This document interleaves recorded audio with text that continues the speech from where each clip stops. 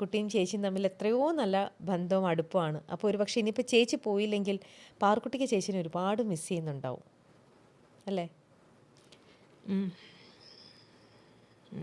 ഇടാം നമുക്ക്. എനിക്ക് അതൊക്കെ ഒരു പ്രശ്നമുണ്ട്. അതുകൊണ്ട് അത് നമുക്ക് അങ്ങനത്തെ വിഷയങ്ങളെ നമുക്ക് എന്നെ അതിൽ നിന്നൊക്കെ മാറ്റി നിർത്തിയേക്കാം. ഓക്കെ എന്താണ് ഓക്കെ, നമുക്കതെല്ലാം വിടാം. ചേച്ചി സിനിമയിലൂടെയും സീരിയലിലൂടെയൊക്കെ ആയിട്ട് എത്ര കഥാപാത്രങ്ങൾ ചെയ്തിട്ടുണ്ട്. ചിലപ്പം ചേച്ചിക്ക് തോന്നിയിട്ടുണ്ടാകും, ഇത് ടൈപ്പ് കാസ്റ്റ് ചെയ്ത് വന്നല്ലോ, ചില ക്യാരക്ടർ റോളിന് ഒരു സിമിലാരിറ്റി ചിലപ്പോൾ തോന്നുമായിരിക്കാം. കാരണം നിരവധി എത്രയോ എണ്ണമാണ് ചേച്ചി ചെയ്തിരിക്കുന്നത്.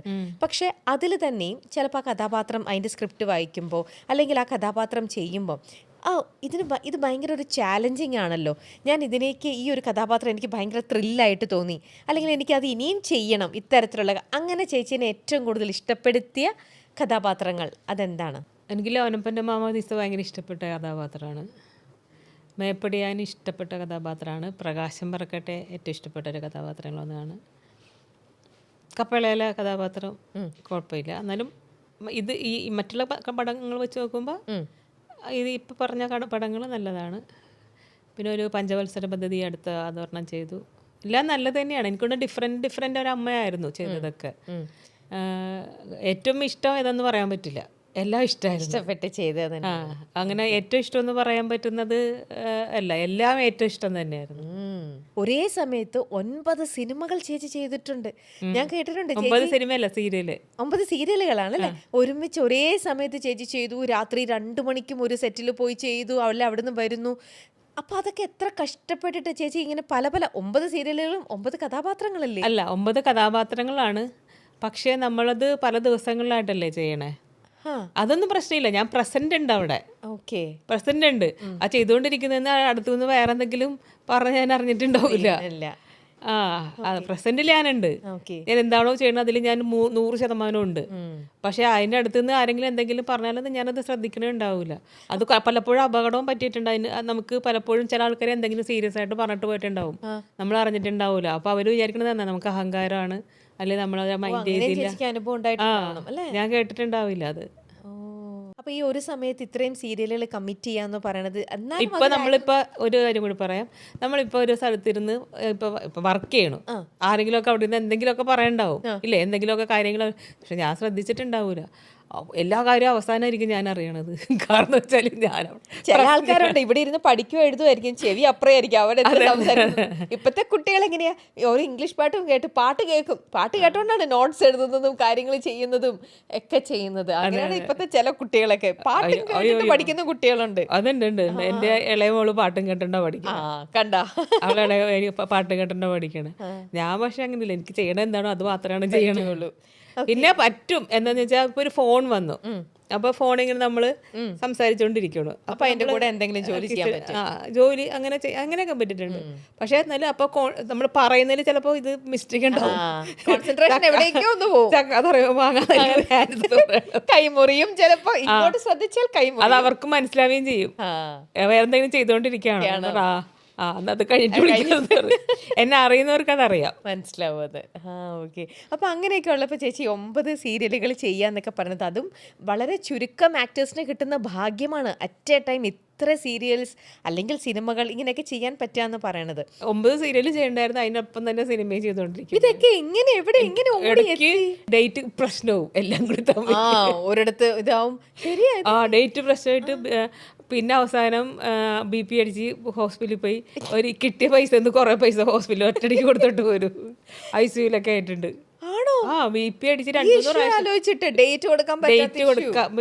ഡേറ്റിന്റെ പ്രശ്നം ഇത് കൺഫ്യൂഷൻ ആയിട്ട് അവസാനം ഒരാൾക്കും ഡേറ്റ് കൊടുക്കാൻ പറ്റൂല. അവസാനം സീരിയലാണ് സംഭവം എങ്കിൽ പോലും സിനിമയാണെങ്കിൽ ഒന്നും പറ്റില്ല, കാരണം അവർ വലിയ വലിയ ആർട്ടിസ്റ്റുകളുടെ ഡേറ്റിലായിരിക്കുമല്ലോ അത് ഫിക്സ് ചെയ്തത്. സീരിയലിൽ പിന്നെ എന്തെങ്കിലുമൊക്കെ ചെയ്യാൻ പറ്റും. അപ്പൊ എങ്കിൽ പോലും അവർക്ക് കഥ മാറ്റിയൊക്കെ എഴുതാൻ പറ്റും. അതുകൊണ്ട് ഞാൻ പറഞ്ഞ സീരിയലാണ് സംഭവം. സീരിയലാകുമ്പോൾ നമുക്ക് ഇപ്പോൾ ഒരാൾക്ക് എന്തെങ്കിലും പറ്റിയ അപ്പുറത്ത് മാറ്റി എഴുതി വേറെ എന്തെങ്കിലുമൊക്കെ കൊണ്ടുപോകാം. എങ്കിൽ പോലും ഞാൻ ഇതിൻ്റെ പ്രശ്നം വരുമ്പോൾ എനിക്ക് BP അടിക്കും. എന്നിട്ട് പോയി ഒരു ICUല് 1-2 ദിവസം മാന്യമായിട്ട് കിടന്ന് ട്രീറ്റ്മെൻറ്റും കഴിഞ്ഞ് തിരിച്ചു വരും. അങ്ങനെ എത്ര തവണ പോയി ഹോസ്പിറ്റലിൽ? ഏകദേശം MAJ ഹോസ്പിറ്റലിൽ 2 പ്രാവശ്യം പോയിട്ടുണ്ട്. മെഡിക്കൽ ട്രസ്റ്റിൽ മെഡിക്കൽ സെൻറ്ററിൽ രണ്ടോ മൂന്നോ പ്രാവശ്യം പോയിട്ടുണ്ട് അങ്ങനെ. ആഹാ. പിന്നെ വേറെ തിരുവനന്തപുരത്തൊക്കെ പോയിട്ടുണ്ട് അതുപോലെ. പലപ്പോഴും പോയിട്ടുണ്ട്. പോയിട്ടുണ്ട്. പക്ഷെ എന്നാലും വീണ്ടും അടുത്ത സീരിയൽ വരുമ്പോഴും വീണ്ടും ഡേറ്റ് കമ്മിറ്റി കൊടുക്കും. കൊടുക്കും. കാരണം ഒരു വർക്കും വീടില്ലായിരുന്നു. കാരണം എനിക്ക് വീട് വെക്കണ വീടിന്റെ പണി അടക്കായിരുന്നേ. അത് ഞാൻ കേട്ടിട്ടുണ്ട്. ചേച്ചിക്ക് വലിയൊരു സ്വപ്നമായിരുന്നു സ്വന്തമായിട്ടൊരു ഈ വീട് പണി നടക്കുന്ന സമയത്താണ് ഇതെല്ലാം ചെയ്തത് കേട്ടോ. അതിന് മുന്നേ ഒന്നും അങ്ങനെ ഞാനത് ഭഗവാന്റെ അനുഗ്രഹമായിട്ടേ കണ്ടിട്ടുള്ളൂ. ആ ടൈമിൽ എനിക്ക് അത്രയും സീരിയൽ വന്നത് എനിക്ക് അതുകൊണ്ട് ആ പണി എനിക്ക് വലിയ കടമൊന്നും ഇല്ലാണ്ട് വീട് വെക്കാൻ പറ്റും. ചേച്ചിയുടെ പ്രാർത്ഥന, ചേച്ചി വലിയൊരു റിലീജിയസ് ആയിട്ടുള്ള ഒരാളാണ്. ചേച്ചിയുടെ കൃഷ്ണ ഭഗവാനെ ചേച്ചി എപ്പോഴും പ്രാർത്ഥിക്കുമ്പോൾ ദൈവം അവിടുന്ന് വിളി കേട്ടപ്പോൾ ചേച്ചിക്ക് അതിനുള്ള ആരോഗ്യമുണ്ട്. അപ്പോൾ ഒരുമിച്ച് കുറേ വർക്കുകൾ ചേച്ചിക്ക് തന്നതാണ് ആ വീടെന്ന് പറഞ്ഞ് സ്വപ്നം റെഡിയാക്കാൻ വേണ്ടിയിട്ട്. അതെ, സത്യം. അത് ഇത്രയധികമൊക്കെ വർക്കുകൾ ഒരുമിച്ച് ചെയ്തപ്പോൾ എവിടേക്കോ ചേച്ചി അങ്ങനത്തെ ഒരു ക്യാരക്ടർ അല്ലാത്തതുകൊണ്ട് അത് ബാലൻസ് ചെയ്യാൻ പറ്റാതെ ഇടയ്ക്കൊന്ന് വന്നതാണ് BP ഒക്കെ കൂടാനുള്ള കാരണം. പക്ഷെ എന്നാലും അങ്ങനെയൊക്കെ വർക്ക് ചെയ്തതുകൊണ്ട് ചേച്ചിക്ക് സ്വന്തമായിട്ട് ഇഷ്ടപ്പെട്ട പോലെ ഒരു വീട് വെക്കാൻ പറ്റും. ഞാൻ റെസ്റ്റ് എടുക്കൂലായിരുന്നു ആ ടൈമിൽ. വീട്ടിൽ മക്കളൊക്കെ എന്നെ ഈ മാവേലി പറഞ്ഞ പോലെ ആയിരുന്നു എന്നെ കാണുന്ന ആ ടൈമില്. അമ്മ ഒന്നെന്ന് പറയാം എന്തെന്ന് വെച്ചാല് എന്ന് വെച്ചാൽ ഇപ്പൊ തന്നെ പോകുമെന്നറിയാം. വന്ന് കയറി പെട്ടിയും പാക്ക് ചെയ്ത് അടുത്ത സെറ്റിൽ അടുത്ത് പോകുമെന്നറിയാം. അപ്പൊ അത് കുറച്ച് വർഷം അങ്ങനെ ഉണ്ടായിട്ടുള്ളൂ കേട്ടോ. ആ വീട് പണി തീർക്കണമല്ലോ അങ്ങനെയാലും. അപ്പൊ അതുകൊണ്ട് ഞാൻ കുറച്ച് വർഷം അങ്ങനെ ചെയ്തു അതിന് വേണ്ടിയിട്ട്. പക്ഷെ ഈ ഷൂട്ടും കാര്യങ്ങളും എല്ലാം അപ്പൊ ചേച്ചിക്ക് തിരുവനന്തപുരത്ത് തന്നെയായിരുന്നോ? കൂടുതലും തിരുവനന്തപുരം തന്നെയായിരുന്നു. അപ്പൊ ആ യാത്രയും കൂടെ വരുമായിരുന്നു എറണാകുളത്ത് നിന്ന്? പിന്നെ ഉണ്ടായിരുന്നു ഒരു സീരിയൽ വടകര ഉണ്ടായിരുന്നു. പിന്നെ 2 സീരിയൽ ഒന്നോ രണ്ടോ സീരിയൽ ചാലക്കുടിയിൽ ഉണ്ടായിരുന്നു. പിന്നെ എറണാകുളത്ത് പറഞ്ഞുണ്ടായിരുന്നു. വടകര, ചാലക്കുടി, എറണാകുളം, തിരുവനന്തപുരം. ഇങ്ങനെയുള്ള യാത്രയും ഓരോ സെറ്റും. അതാ. പക്ഷെ അന്ന് വെച്ചാൽ നമുക്ക് നല്ല ആരോഗ്യമുള്ള ഒരു ഏജ് അല്ലേ. ഇതെല്ലാം പറ്റുമായിരുന്നു. ഇപ്പൊ പറ്റില്ല. തോന്നുന്നല്ലേ ചേച്ചി?